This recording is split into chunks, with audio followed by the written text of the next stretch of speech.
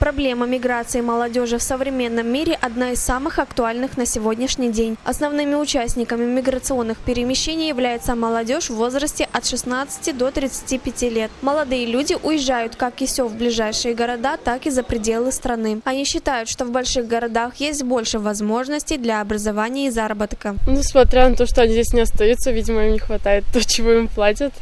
Здесь мало работы есть для молодежи, поэтому лучше езжать за границу, там намного больше работы для молодежи. Я считаю, что в селе ты не получишь именно то образование, которое получишь в городе. Там больше возможностей. В городах родители больше всего видят ребенка будущее, чем в селе, потому что в селе после 9 класса здесь никуда нельзя поступить, а в городах можно поступить в университет, в вузы и так далее.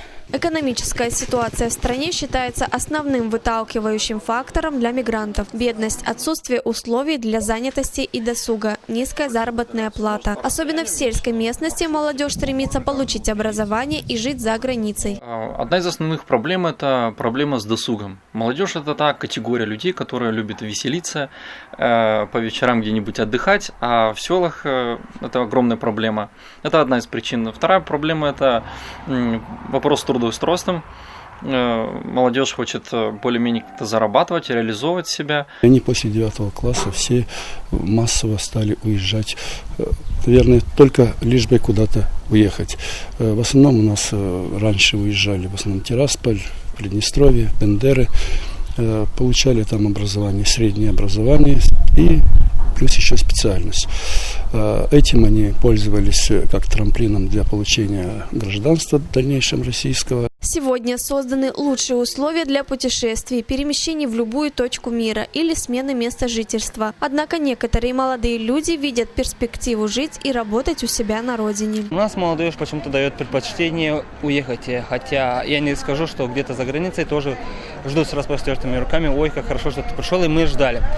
Везде трудно, везде сложно самореализоваться, но на родной земле всегда лучше, всегда легче.